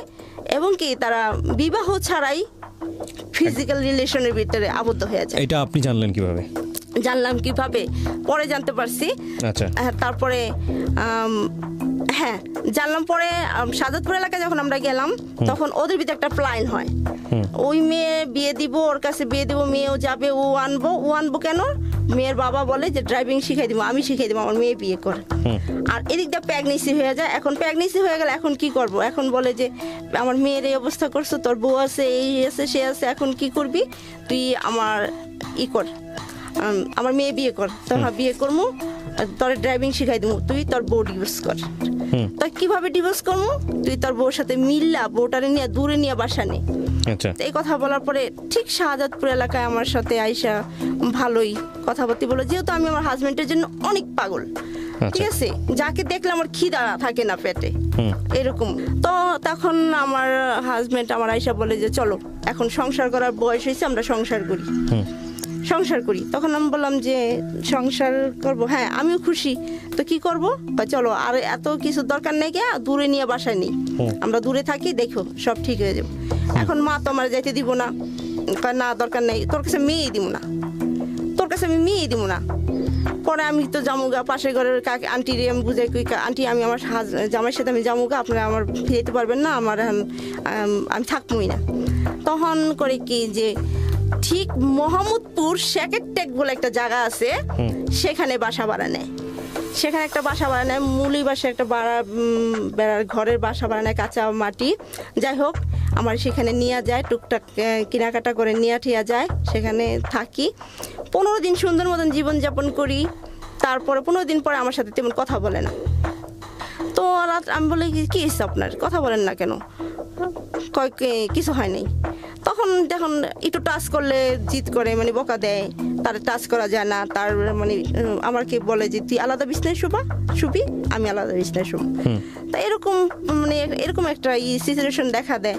তখন আমি বলি যে কারণটা কি, তখন আমি তো অনেক খুব পছন্দ করি, খুব ভালোবাসি। তখন আমি বলি যে এরকম করেন কি হয়েছে, তুই তো পরে আমার বলে যে তুই তো আমার অনেক ভালোবাসিস না। আমি কি হ্যাঁ, কি করতে পারবি আমার জন্য, আমি কি করতে পারবো, মরতেও পারবো, এই কথা আমি বলে ফেলাই। ঠিক আছে তাহলে মরে লাগবো না। না এর আগেই করে কি 2-3 দিন আগে, 1 মাস হয়ে যায়, যেহেতু ওই বাসায় 1.5 মাস ছিলাম, হঠাৎ করে আমি বাসায় বড়সড় একটা উঠান থাকে, মেয়েদের সাথে খেলাধুলা করি, কুতকুত খেলি, সময় কাটাই, আর রান্না বাড়া করি, বাস শেষ। তখন সন্ধ্যার সময় আমি কুতকুত খেলতেছিলাম, এর ভিতরে আমার হাজবেন্ড বললো কি যে রাত্রে আমি আসতে পারবো না, তুমি ঘুমায়ো ঠিক মতন, পারবিন নিয়ে ঘুমাইও। তখন আমি কি ঠিক আছে থাকবো। আমি এখন ঘরে গিয়ে দেখি এর একটা কাপড়ও নাই, সন্ধ্যা হয়ে গেছে, ঘরে গিয়ে লাইট জ্বালাইছি, এখন দেখি এর বলতে আর কিছু নেই, যা আছে আমার। এখন আমার মনের ভিতরে কেমন লাগতেছে, আমি পরে পারবিন রে বলি কি যে আমি যার সাথে সময় কাটাই, পারবিন রে বলি যে পারবিন তোমার ভাইয়া না গেছে আমার থিয়া। বলেন কি, চুপ, মুখ বন্ধ করেন, বাড়িওয়ালা শুনলে কিন্তু পরে আপনার ঘর থেকে বাইর করে দিব। তখন আমি বললাম যে দেখো, দেখেন চুপ করে 2 দিন থাকেন, দেখেন কি হয়। তো ঘরে এমন পরিস্থিতি যে ঘরে চালও নাই, বাজার কিছু নেই, আমার এমন অবস্থায় ফালাই দিয়ে আসে। তো ওই মেয়েটা আমার 2-3 দিন 2 দিন খাওয়াইছে। তাই একদিন দুপুরবেলা, গরমের দিন তো, ঘরে তোর ফ্যান কিছু নেই, ওই মেয়েটা ক্লাস 6-এ পড়ে, চেয়ারে বসে পড়তেছিল, আমি একটা মানে খেজুর পাতার পাটি বিছায়া নিচে শুয়া রয়েছি, ঘুমাই গেছি। তো এর ভিতরে মেয়েটা কখন উঠে গেছে আমি জানি না, ঠিক 2:30-3টার মতন, তখন আমি ঘুমন্ত অবস্থায় আমার স্বামী হাজবেন্ড গিয়াও চেয়ারে বসে আমার ডাকতেছে, বলতেছে হাওয়া উঠো। তো আমি চাই দেখি উনি, তুমি কই থেকে আসলা? পরে ওনারা দেখা পরে আমি উঠা টয়লেটে গেছি, টয়লেট থেকে এসে মুখ হাত দিয়ে, মানে আমি টয়লেটে গিয়ে এত কাঁদছি। পরে বলছে, কান্না করার পরে ঘরে আসছি, ঘরে আসা পরে মাথা মতো আশ্রাইয়া পরে আমি কি ভালো হয়েছে, এই ঘরে এখন উনি থাকবো, আমি চলে যাম। আমি ওনার না বইলা চলে যাই। আমার এক কাকা থাকে মোহাম্মদপুর এদিকে, নূরজাহান রোডে এখানে। আমি চাচার বাসায় আসলে চাচি বেশি একটা কেয়ার করে না, আমার পেটে খুব ক্ষুধা থাকে, সেদিন আমি দুপুরে খাই না। সেখান থেকে ওর হাইটা চলে যাই, আমার মামাতো ভাই থাকে এই শ্যামলিতে, শ্যামলিতে, সেখান থেকে হাইটা সেখানে যাই, যাতে সন্ধ্যা হয়ে যায়। তো ওখানে উনি আবার ড্রাইভার থাকে, ওনার ম্যাডাম সাহেবের থাকে, ম্যারেজ ডে থাকে, সেখানে অনেক রান্না বাড়া হয়। তো আমি যাওয়ার পরে ভাইয়া বুঝতে পারছে, যে ভাইয়া জানতো যে আমি এলাকায় ভাড়া আইছি, থাকতেছি, জামাই নিয়ে একদিন গিয়েছিলাম ও বেড়াইতে। তখন ভাইয়া আমার দেখে বুঝতে পারছে যে আমি রাগ করে আইছি। তো ভাইয়া ভাবিরে কয় যে ভাত দাও। তো ভাত দিছে, ভাত খাইতে বসছি, মানে 4 রানি খাওয়া হয়েছে। এর ভিতরে দেখি কি যে আমার হাজবেন্ড সেখানে উঠছে, দেখে তোমার খাওয়া দাওয়া বন্ধ হয়েছে। পরে আমার ভাই আমার রাগ করলো যে তুই কোনোদিন একা খাবি না, তো জামাই নিয়ে বেড়াইতে আসবি, বাস জামাই নিয়ে বেড়াই যাবি, এইভাবে যেন আর তোর দেখতে না আসতে দেখি। তো আমি ঠিক আছে, ভাইয়া পরে বললো যে বাসায় নিয়ে যাও। বাসায় আসছি, পরে আমার অনেক মারার পরে বললো যে ঠিক আছে তুই যেন আমার এতই ভালোবাসোস, তুই আমার জন্য কি করতে পারবি? আমি বললাম যে আমি তোমার জন্য মরতেও পারবো। বা ঠিক আছে, মরা লাগবে না, আমি একটা যেটা করতে সেটা করবি। আমি কি ঠিক আছে করব, কি করতে হবে? তা আমি ভাইয়া বিশ্বাস করেন আমি ভাবিনি যে ও আমার এ ধরনের একটা কাজ করবো। ঠান্ডু করে নাম মোরে ডাক দেয়, ডাক দিয়ে একটা বেবি দেখেন, একটা বেবি ভাড়া করেন। তখন সেই দিন ছিল শুক্রবার ছিল, তো রাত বেজে গেছে 11টা। তখন আমার সেখান থেকে উঠায়, আমি কয়েক উঠো উঠো, পরে উঠছি। পরে যখন রাস্তায় এসে বেবিতে উঠাইলো, ওই ঠান্ডুও ছিল, আমরা দুজনেই ছিলাম। ঠিক আমার ওই অবস্থায় মগবাজার কাজীর অফিসে নিয়ে আসে। আমার বলতে আমার কেউ নেই পাশে, ঠিক আছে। ওকে। তো ওই যে প্লাইন পাস করছে, ও যে মেয়েটার সাথে ওর পরবর্তীতে ফ্রি হয়, ঠিক আছে, ওর দ্বিতীয় স্ত্রী হয়, ওর তো চাচা, দুঃসম্পর্কের চাচা হয়। তো ওই দেখি কি আমার ওই মানে ওর ওই চাচারে কাজের অফিসে আর ঠান্ডু, তারপরে আর শুধু আমি আর ও, ঠিক আছে। এর ভিতরে বললে কাজী বলে মেয়ের পক্ষে কে আছে? এরা কাজী মনে হয় আগেই ভাস করে রাখছে কিনা জানি না। তো মেয়ের পক্ষে কে আসছে, মেয়ে যে ডিভোর্স করবো, মেয়ের পক্ষে কে আসছে? আমি এরকম হয়ে যাই, মানে শক্ত হয়ে যায়। আমার কান্নাও আসে না, হাসি আসে না, মুখ দিয়ে কোনো কথা বের হয় না। তখন আমার পরিচিত, মানে আমরা যে বাসা আমার বেশি বিয়ে হয়েছে, পাশে একটা ভাড়াইটা পরে আসছিল, ওনার বাড়ি নোয়াখালী। তো ওই ভাইয়াটা খুবই ভালো থাকে, ওই ভাইয়ারা ডাইকে নিয়ে যাওয়ার পরে কাজের অফিসে নিয়ে যাওয়ার পরে হয়েছে মেয়ের পক্ষে। পরে ওই ভাইয়া কয় কি, না আমি তো মেয়ের পক্ষে না, তুই ডিভোর্স করবি, করে দে, সমস্যা নেই। তো আমার মানে এর আগে আমি যদি কাজীকে বলতাম যে আমি কিচ্ছু বলিনি, আমি শুধু চাইছি মানে ইটা দেখতেছিলাম, পরিবেশটা দেখতেছিলাম যে তখনকার পরিবেশটা কি হইতেছিল। আমি পাথর হয়ে গেছি। তখন আমাকে ডিভোর্স করে দেওয়া হয়। মানেটা কি? আপনি নিজেও সাইন করেন সেখানে? হ্যাঁ। তখন কাজী জিজ্ঞেস করে, তুমি ভাত খাবে না কেন মা? ওই যে ওর চাচা, যে ঠিক আছে ওর দ্বিতীয় শ্বশুর হইব, বলে যে ছেলে ভালো না, ছেলে কামারি জোর করে একটা খাওয়ায় না, খোঁজ খবর নেয় না, এমন জামার দরকার কি, ঠিক আছে, এই জন্য ডিভোর্স করে দিব। তখন কাজী লেখা পরে বলে যে সিগনেচার দাও। আচ্ছা, আপনি কোনো কথাই বলেন না? না, আমি কোনো কথা বলি না, পাথর হয়ে গেছি। কথা একটাই বলছি, ও যখন আগে সিগনেচার করা দরকার, আমি বলছি না আমি আগে সিগনেচার করব। তো আমি সিগনেচার করার পরে বাস, সিগনেচার পরে আমি পরে চিক্ষা দিছি, হাউমাউ করে চিক্ষা দিছি। পরে কাজী বললো যে এখন কান্না করো কেন? তখন আমি তোমার জিজ্ঞেস করলাম, তুমি তো কিছুই বললেন না, তুমি তো বুবো হয়ে গেছো গা। পরে সে কাজের অফিস থেকে বের হইলো। পরে ভাইয়া করলো যে তুই যে এরকম একটা মেয়েরে এত রাত্রে এইভাবে ডিভোর্স করে ছাড়া দিলি, মেয়েটা কই যাইবো এখন? কি করবো এই মেয়েটা, কি হবে মেয়েটার?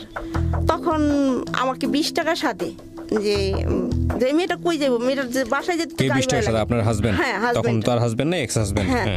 তখন পরে আমি 20 টাকা নেই না, ভাইয়া কই কি তো টাকা লাগবো না। তো ভাইয়া খুবই ভালো মানুষ। পরে ভাইয়া বাসায় নিয়ে আসে, ওই বাসায় তোমার বিয়ে হয়। ভাইয়া ভাবির ডাইকে উঠায়, পরে আম্মু দরজা খুলো। পরে ভাবি দরজা খুলে বলে কি যে ওরা হাত পা ধোয়াইয়া ওরে রেডি করে করো, ওর ভাত খাও, ফ্রেশ করে ভাত দাও, ভাত খাক।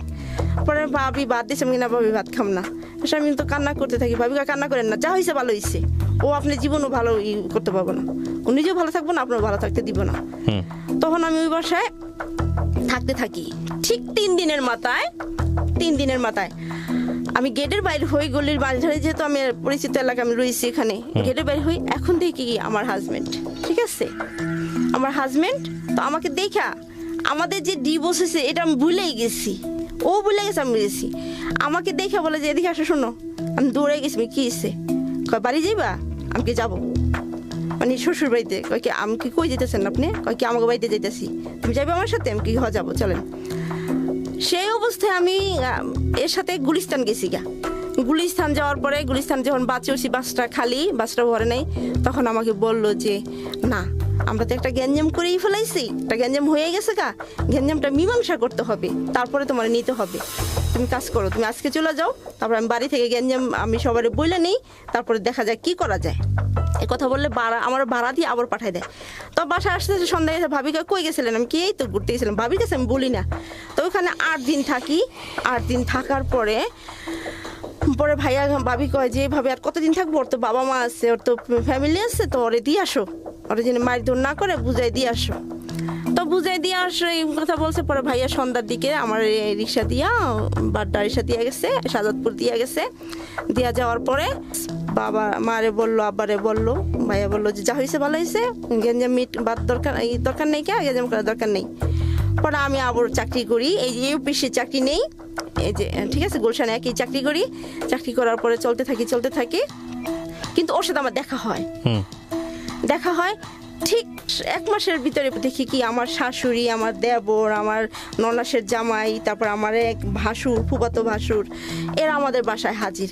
তখন বলে কি যে যাই হয়েছে হয়ে গেছে, পোলাপান মানুষ রাগের মাথায় করুক আর যাই মাথায় করুক থাক, আপনি ওই করেন, ওদের আবার দুজনে মিলাই দেন, আবারও আমরা মিলা যাই।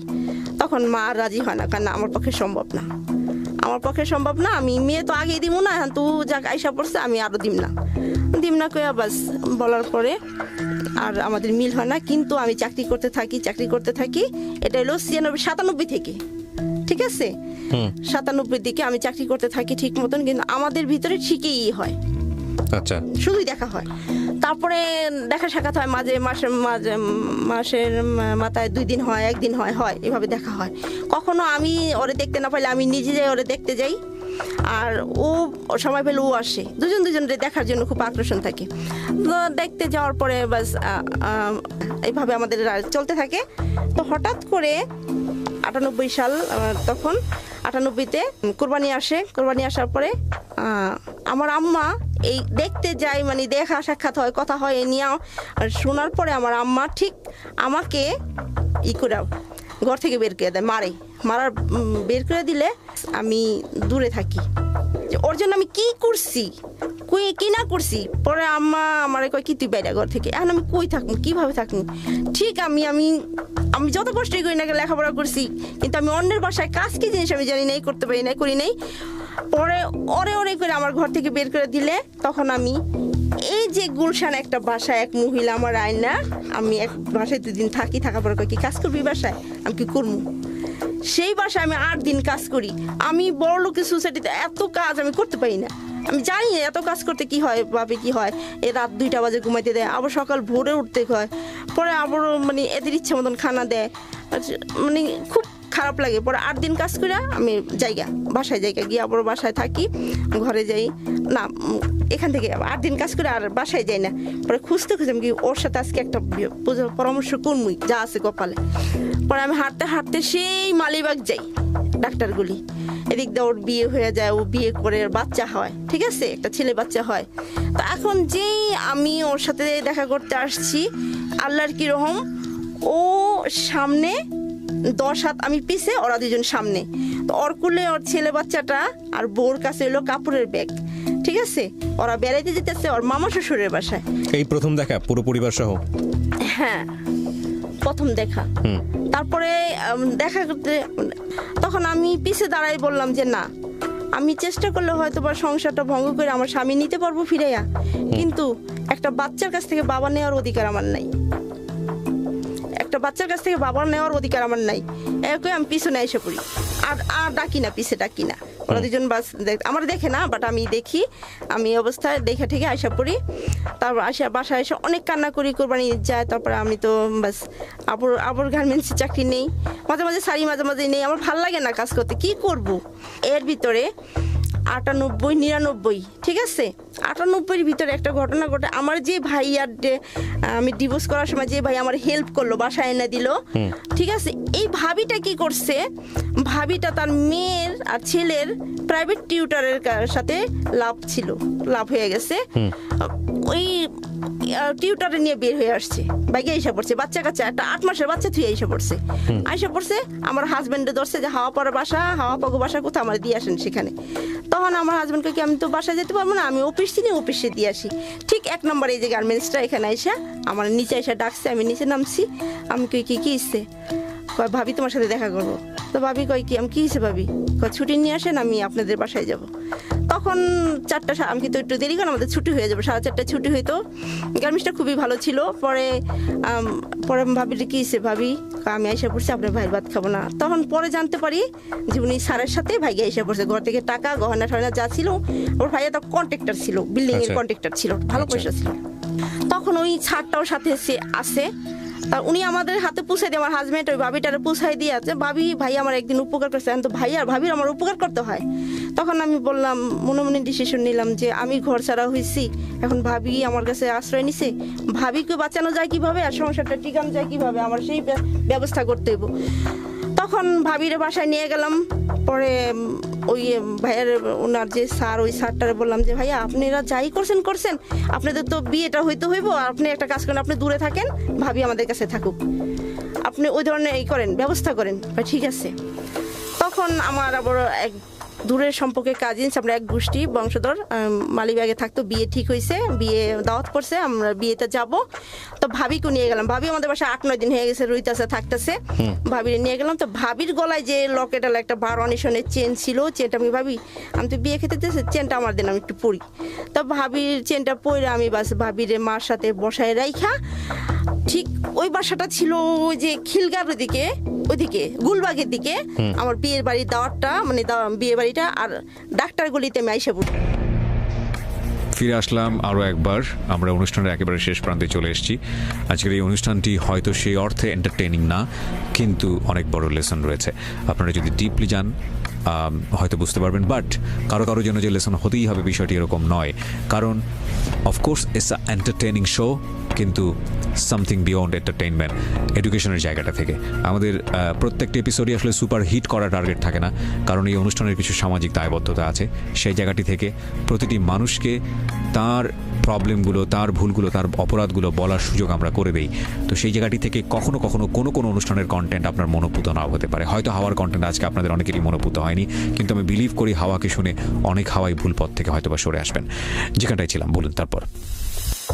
আইসা পড়ছি, এর ভিতরে আমার চাস্তো বোন আমার দেশে কোনো আসছে, আমার সাথে চাকরি করতো। তো 2 বোন আমরা আইসা পড়ছি। আইসা পড়ার পরে তখন দেখি কি এর মা 8 মাসের বাচ্চা থেকে গেছে, বাচ্চাটা দুধের জন্য খুবই করে, কান্না করে, খুবই কষ্ট হয় রাখতে।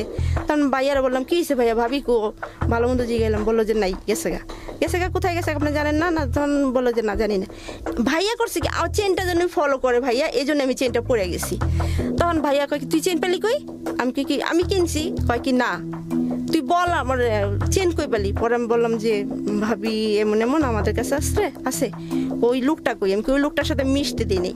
ভাই ঠিক আছে। পরে হেসে আমি ভাইয়ারা আইনা বিয়ে বাড়িতে, আমি ওখানে কোনো গ্যাঞ্জাম করবে না ভাইয়া, অনেক মানুষ, ভাবিরে নিয়ে যান বাসায়। তো ভাবিরে নিয়ে আসলাম বিয়ে বাড়ি থেকে। আসার পরে ভাইয়া অনেক মারলো ভাবিরে, বাসায় এনে অনেক মারলো। তো মার দেওয়ার মানে মারটা দেখে আমি বললাম কেন, আমি মিলাই দিলাম এই কাজটা কেন করলাম। ভাবি এত মারলো, মারার পরে হসপিটালে ভর্তি করলো, এত মারছে। মারার পরে যাই হোক, তারপরে এদের সংসারটা ঠিক হয়ে যায়, বড় ঠিক আছে। এভাবে চলতে থাকে, আমাদের দেখা হয়। তো 2098-99 সালে এখন মা চারিদিকে এই করছে যে ওরে বিয়ে দিতে হবে, মানে আপনাকে? হ্যাঁ, আমাকে বিয়ে দিবে। আচ্ছা, ঠিক আছে। তো এর ভিতরে হঠাৎ করে কুমিল্লার একটা ছেলে, ঠিক আছে, আমাদের বাসায় থাকে একটা, মানে গাজীপুরে একটা লোক থাকে, শালনা, ওনার নাম ফজলু। তো ফজলু কাকার বলে যে মেয়ে বিয়ে দিব, জামাই দেখেন। তো ওর সাথে যে ফজলু কাকার সাথে জানি ওই কুমিল্লার ছেলেটার কিভাবে দেখা হয় রুহুলের সাথে জানি না, ও রুহুল আমাকে দেখায়। ঠিক আছে, দেখানোর পরে বলে যে না চলে। তখন ওই ছেলেটা বাস গার্জিয়ানের মাধ্যমে ফেলে আমার পিছিয়ে কিছুদিন ঘুরে, পর আমি রাজি হই না। আমি একটা কথাই বলি যে আমার কিন্তু হাজবেন্ড আছে, যখন আপনি আমাকে বিয়ে করবেন, আপনারা এরকম আপনি সাইন করার পরেও তো আপনি আপনার হাজবেন্ডের সাথে দেখা করতেন, স্বামী স্ত্রীর যে সম্পর্ক সেটা আপনাদের মধ্যে ছিল, দেখাটাই ছিল, শুধু দেখাটাই ছিল। আমাদের এদের কোনো ছিল না, ঠিক আছে, দৈহিক কোনো কিছু ছিল না। তখন বাস তারপরে এক পর্যায়ে ওই ছেলেটা আমার খুবই করে বুঝাই শোনায়, এই করে রাজি রুজি করায়। আমার 2 ফ্যামিলির ভিতরে কুমিল্লা বিয়ে হয়ে যায়।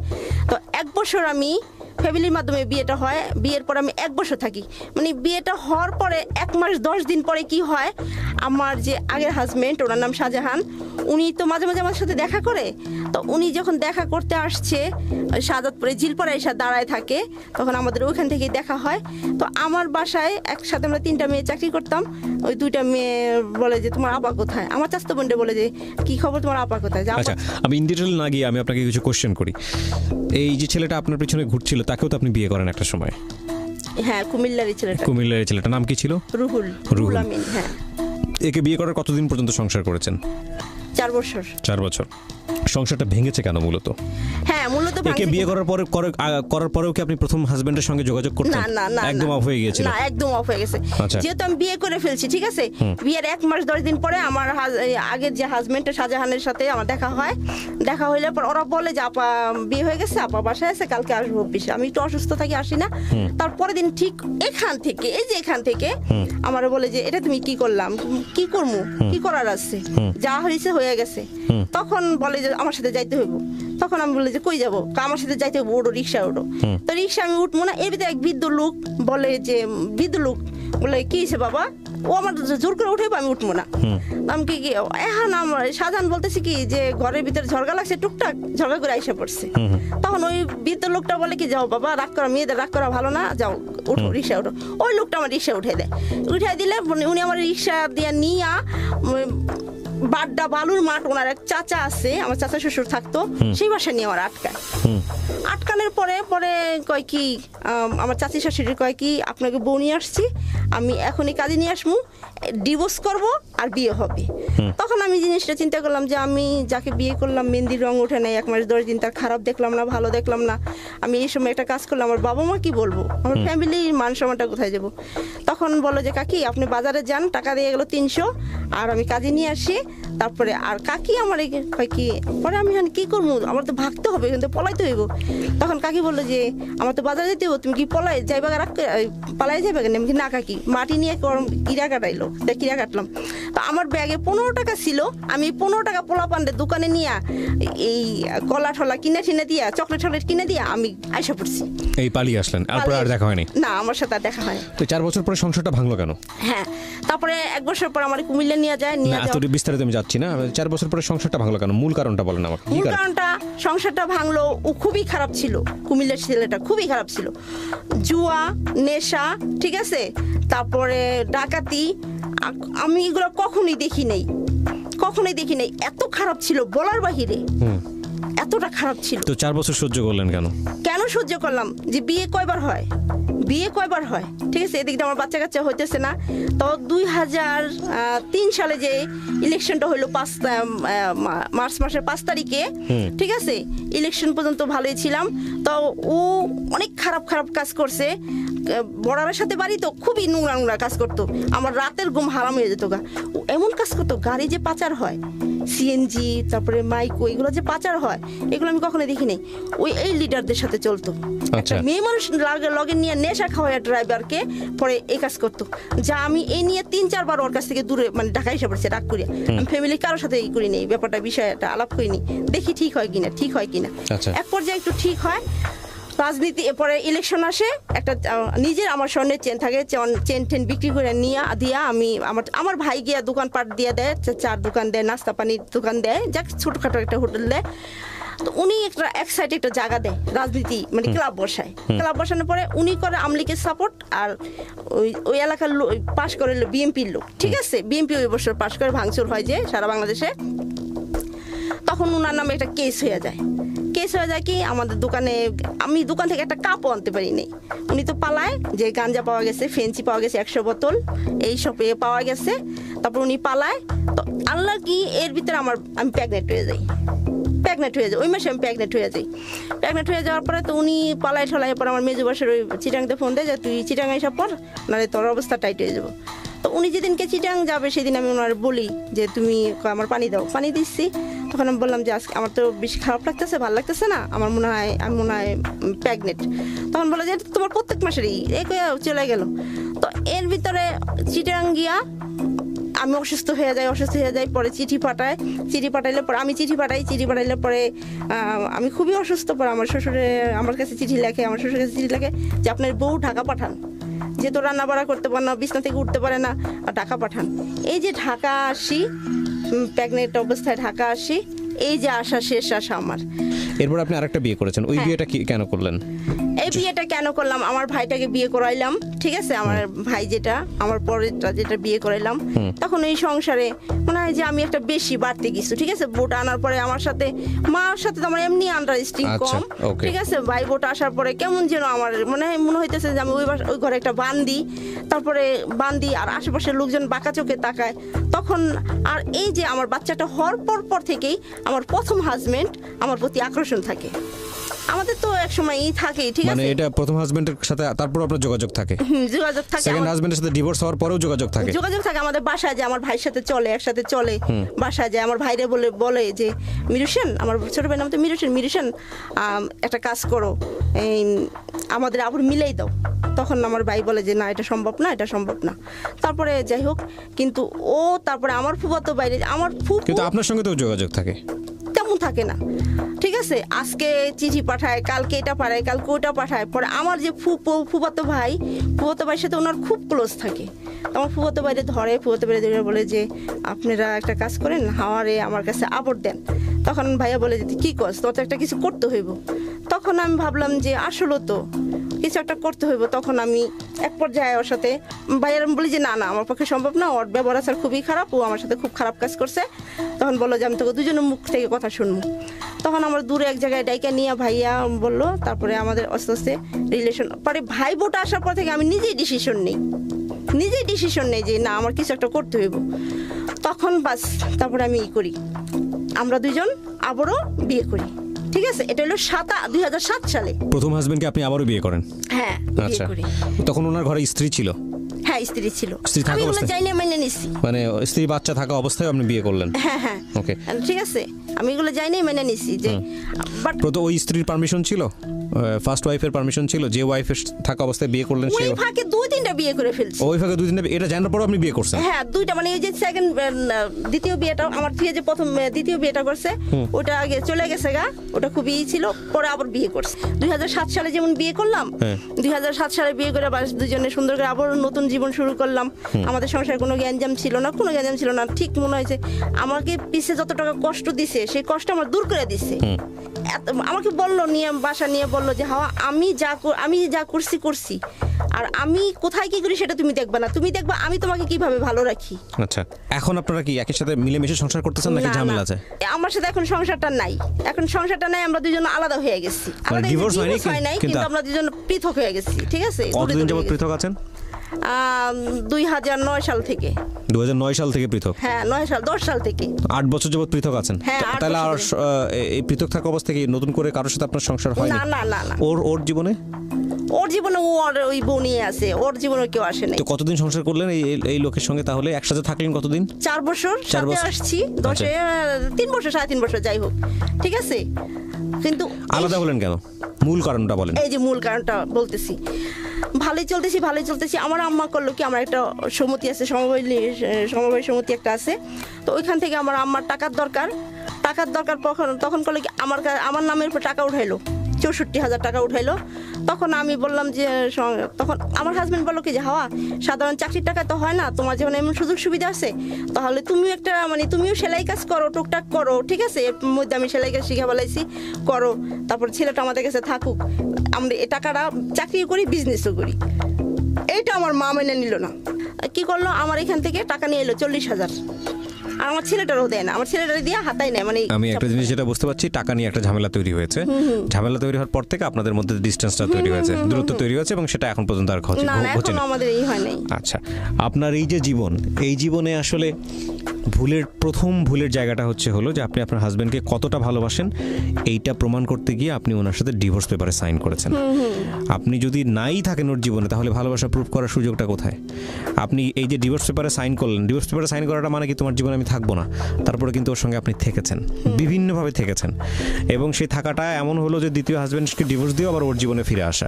হ্যাঁ, এটাই হচ্ছে আপনার জীবনের সবচেয়ে বড় ভুল। প্রথম পর্যায়ের বড় ভুল আপনি যেটা করলেন সেটা ঠিক আছে, আমি বুঝি ইমোশনালি করে ফেলছেন, বয়স অনেক অল্প ছিল, আপনার পরিবারের ভুলই বেশি।